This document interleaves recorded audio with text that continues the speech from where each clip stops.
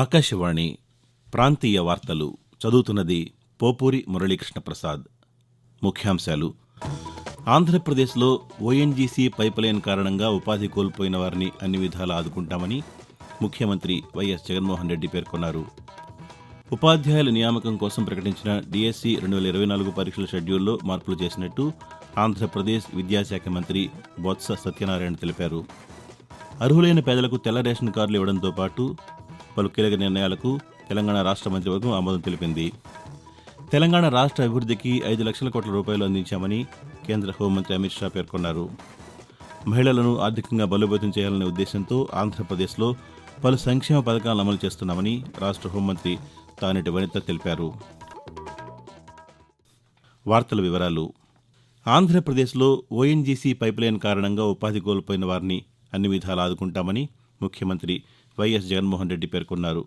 BR Ambedkar, Konaseema, Kakinada జిల్లాల్లో ONGC pipeline కారణంగా ఉపాధి కోల్పోయిన 23,459 కుటుంబాలకు 5వ విడతగా 161.86 కోట్ల రూపాయలను తాడేపల్లిలోని క్యాంపు కార్యాలయం నుంచి మేటనొక్కి లబ్ధిదారుల ఖాతాల్లోకి ఆయన జమ చేశారు.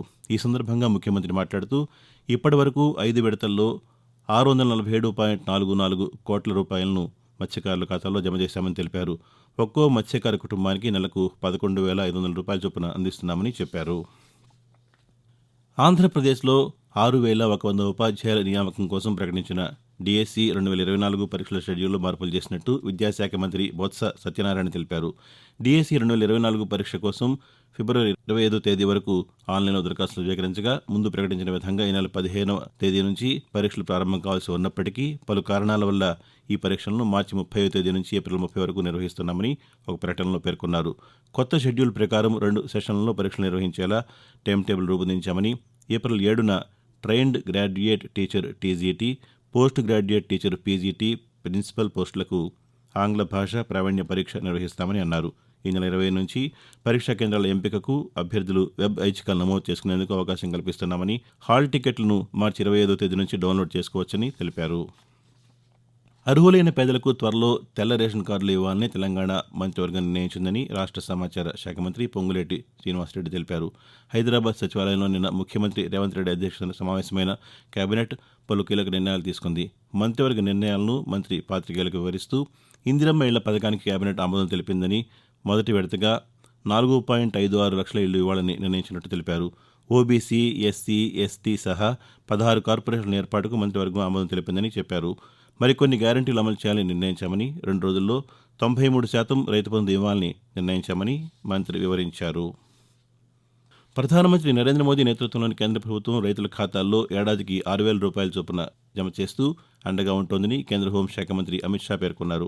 హైదరాబాద్ ఎల్బీ స్టేడియంలో నిర్వహించిన భారతీయ జనతా పార్టీ బూత్ స్థాయి అధ్యక్షుల విజయ సంకల్ప సమ్మేళనంలో నిన్న ఆయన ముఖ్య అతిథిగా పాల్గొని ప్రసంగించారు. వచ్చే 5 ఏళ్లలో దేశమంతటా ప్రతి ఇంటికి కుళాయి ద్వారా మంచినీరు ఇస్తామని, ఇప్పటికే 14 కోట్ల ఇళ్లకు కుళాయి కనెక్షన్లు ఇచ్చామని చెప్పారు. తెలంగాణ రాష్ట్ర అభివృద్ధికి ఇప్పటికే రాష్ట్రానికి 5 లక్షల కోట్ల రూపాయలు అందించామని అమిత్ షా తెలియజేశారు. ఆంధ్రప్రదేశ్లో పారిశ్రామిక వాడల ఏర్పాటు కోసం సులభంగా అనుమతులను, మౌలిక సదుపాయాలను కల్పించేందుకు ప్రభుత్వం కృషి చేస్తోందని రాష్ట్ర ఐటీ పరిశ్రమల శాఖ మంత్రి గుడివాడ అమర్నాథ్ పేర్కొన్నారు. తూర్పుగోదావరి జిల్లా రాజానగరం కలవచెర్ల గ్రామంలో పారిశ్రామిక వాడ వద్ద 20,65 లక్షల రూపాయలతో చేపట్టనున్న పనులకు మంత్రి శంకుస్థాపన చేశారు. ఈ సందర్భంగా ఆయన మాట్లాడుతూ రాజానగరంలో 100 ఎకరాల స్థలంలో 300కు పైగా పరిశ్రమలను ఏర్పాటు చేయడం కోసం చర్యలు చేపట్టామన్నారు. భవిష్యత్తులో ఇక్కడ పెద్ద ఎత్తున యువతకి ఉద్యోగ ఉపాధి అవకాశాల కల్పనకు అవకాశం ఉందన్నారు. త్వరలో ఇండస్ట్రియల్ పార్కుకి అత్యున్నత స్థాయిలో మౌలిక సదుపాయాలు అందుబాటులోకి తీసుకొస్తామని మంత్రి తెలియజేశారు. తెలంగాణలో 1 కోటి మంది మహిళలను కోటీశ్వరులుగా చేయడమే రాష్ట్ర ప్రభుత్వ లక్ష్యమని ముఖ్యమంత్రి రేవంత్ రెడ్డి అన్నారు.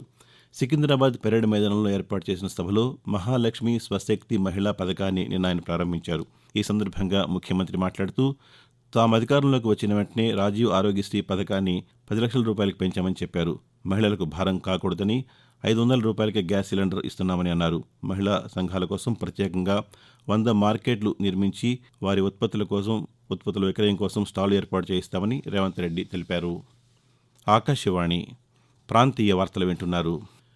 ఆంధ్రప్రదేశ్లోని 2 అసెంబ్లీ నియోజకవర్గాలకు సమన్వయకర్తలను నియమిస్తూ నిన్న వైఎస్సార్ కాంగ్రెస్ పార్టీ ఒక ప్రకటన విడుదల చేసింది. చిలకలూరిపేట సమన్వయకర్తగా కావటి మనోహర్ నాయుడు, గాజువాక సమన్వయకర్తగా మంత్రి గుడివాడ అమర్నాథ్ను నియమిస్తున్నట్టు పేర్కొన్నారు. అలాగే కర్నూలు మేయర్గా సి సత్యనారాయణను నియమిస్తున్నట్టు ప్రకటనలో తెలియజేశారు. మహిళలను ఆర్థికంగా బలోపేతం చేయాలనే ఉద్దేశంతోనే ఆంధ్రప్రదేశ్లో పలు సంక్షేమ పథకాలన్నీ మహిళల పేరుతోనే అమలు చేస్తున్నామని హోంమంత్రి తానేటి వనిత తెలిపారు.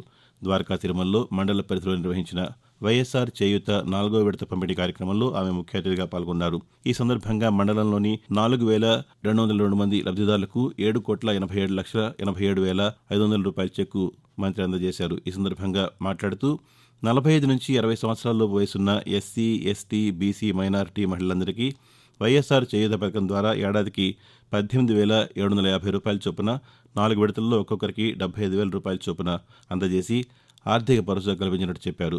పేద ఇంటి విద్యార్థుల కోసం అమ్మఒడి, గోరుముద్ద, విద్యా దీవెన, వసతి దీవెన వంటి పథకాలతో పేదల విద్యకు పెద్దపీట వేసి ప్రోత్సహిస్తున్నామని తానేటి వనిత వివరించారు. ఆంధ్రప్రదేశ్లో ఈరోజు జరగనున్న ఇంటర్మీడియట్ ద్వితీయ సంవత్సరం భౌతిక శాస్త్రం పేపర్ 2, ఆర్థిక శాస్త్రం పేపర్ 2 పరీక్షలకు సెట్ 2 ప్రశ్నాపత్రాన్ని, తెలంగాణలో ఈరోజు జరగనున్న ఇంటర్మీడియట్ ప్రథమ సంవత్సరం రసాయన శాస్త్రం పేపర్ 1, కామర్స్ పేపర్ 1 పరీక్షలకు సెట్ 3 ప్రశ్నాపత్రాన్ని ఎంపిక చేసినట్టు ఇరు రాష్ట్రాల ఇంటర్మీడియట్ బోర్డు అధికారులు కొద్దిసేపటి క్రితం ఆకాశవాణికి తెలియజేశారు. ఆంధ్రప్రదేశ్లో సమగ్ర శిక్ష ఆధ్వర్యంలోని 352 కస్తూర్బా గాంధీ విద్యాలయాల్లో 2024-25 విద్యా సంవత్సరంలో ప్రవేశాలకు దరఖాస్తుల ప్రక్రియ ప్రారంభమైంది. 6, 11 తరగతుల్లో కొత్తగా ప్రవేశాలు, 7, 8, 9 తరగతుల్లో మిగిలిన సీట్లను భర్తీ చేసేందుకు మార్చి 12 నుంచి ఏప్రిల్ 11 వరకు ఆన్లైన్లో దరఖాస్తులు స్వీకరిస్తున్నారు. అనాథలు, బడిబయట పిల్లలు, డ్రాపౌట్స్, పేద, ఎస్సీ, ఎస్టీ, బీసీ, మైనారిటీ వర్గాలకు చెందిన బాలికలు మాత్రమే దరఖాస్తు చేసుకునేందుకు అర్హులు. కేజీబీవీ అధికారిక వెబ్సైట్ ద్వారా ఆన్లైన్లో అప్లికేషన్లను స్వీకరిస్తారు. జేఎన్టీయూ కాకినాడ ఆధ్వర్యంలో నిర్వహించనున్న Andhra Pradesh engineering, agriculture, pharmacy common entrance test AP EAP CET 2024 notification విడుదల చేసినట్టు సెట్ చైర్మన్, ఉపకులపతి జీవీఆర్ ప్రసాదరాజు ఒక ప్రకటనలో తెలిపారు. మార్చి 12 నుంచి ఏప్రిల్ 15 వరకు దరఖాస్తులు స్వీకరిస్తున్నట్టు పేర్కొన్నారు. మే 13 నుంచి 16వ తేదీ వరకు ఇంజనీరింగ్ విభాగం పరీక్షలు, మే 17 నుంచి 19 వరకు అగ్రికల్చర్, ఫార్మసీ విభాగం పరీక్షలు నిర్వహించనున్నట్టు వెల్లడించారు. ఎలక్ట్రిక్ బస్సుల్లోనూ మహాలక్ష్మి పథకాన్ని అమలు చేస్తామని తెలంగాణ ఉప ముఖ్యమంత్రి భట్టి విక్రమార్క పేర్కొన్నారు. హైదరాబాద్లో నిన్న 25 మెట్రో ఎలక్ట్రిక్ బస్సులను మంత్రి పొన్నం ప్రభాకర్తో కలిసి ప్రారంభించారు. అనంతరం ఆయన మాట్లాడుతూ ప్రజా పాలనలో రవాణా సంస్థ అయిన ఆర్టీసీకి పునర్వైభవం తీసుకొచ్చామని అన్నారు. టీఎస్ఆర్టీసీ అభివృద్ధికి తెలంగాణ ప్రభుత్వం సహాయం అందిస్తూనే ఉంటుందని తెలిపారు. ప్రభుత్వ రంగ సంస్థలను ప్రభుత్వం కాపాడుకుంటుందని అన్నారు. 25 ఎలక్ట్రిక్ బస్సులను అందుబాటులోకి తీసుకొచ్చామని, ఆగస్టు నాటికి మొత్తం 500 ఎలక్ట్రిక్ బస్సులను అందుబాటులోకి తెస్తామని చెప్పారు. ఇందిరమ్మ ఇళ్లు, గృహజ్యోతి, మహాలక్ష్మి పథకాలను 3 నెలల్లోనే అమలు చేశామని తెలిపారు.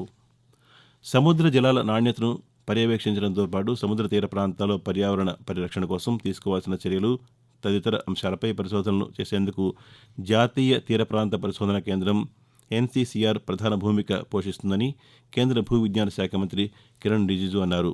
నిన్న విశాఖపట్నంలోని యారాడ డాల్ఫిన్ నోస్పై కొత్తగా నిర్మించిన కేంద్ర భూ విజ్ఞాన శాఖ అనుబంధ సంస్థ జాతీయ తీర ప్రాంత పరిశోధన కేంద్రాన్ని ఢిల్లీ నుంచి ఆయన దృశ్య మాధ్యమ విధానంలో ప్రారంభించారు. ప్రాంతీయ వార్తలు ముగించే ముందు ముఖ్యాంశాలు మరోసారి. ఆంధ్రప్రదేశ్లో ఓఎన్జీసీ పైప్లైన్ కారణంగా ఉపాధి కోల్పోయిన వారిని అన్ని విధాలా ఆదుకుంటామని ముఖ్యమంత్రి వైఎస్ జగన్మోహన్ రెడ్డి పేర్కొన్నారు. ఉపాధ్యాయుల నియామకం కోసం ప్రకటించిన డిఎస్సీ 2024 పరీక్షల షెడ్యూల్లో మార్పులు చేసినట్టు ఆంధ్రప్రదేశ్ విద్యాశాఖ మంత్రి బొత్స సత్యనారాయణ తెలిపారు. అర్హులైన పేదలకు తెల్ల రేషన్ కార్డులు ఇవ్వడంతో పాటు పలు కీలక నిర్ణయాలకు తెలంగాణ రాష్ట్ర మంత్రివర్గం ఆమోదం తెలిపింది. తెలంగాణ రాష్ట్ర అభివృద్ధికి 5 లక్షల కోట్ల రూపాయలు అందించామని కేంద్ర హోంమంత్రి అమిత్ షా పేర్కొన్నారు. మహిళలను ఆర్థికంగా బలోపేతం చేయాలనే ఉద్దేశంతో ఆంధ్రప్రదేశ్లో పలు సంక్షేమ పథకాలను అమలు చేస్తున్నామని హోంమంత్రి తానేటి వనిత తెలిపారు. ఆకాశవాణి ప్రాంతీయ వార్తలు ఇంతటితో సమాప్తం.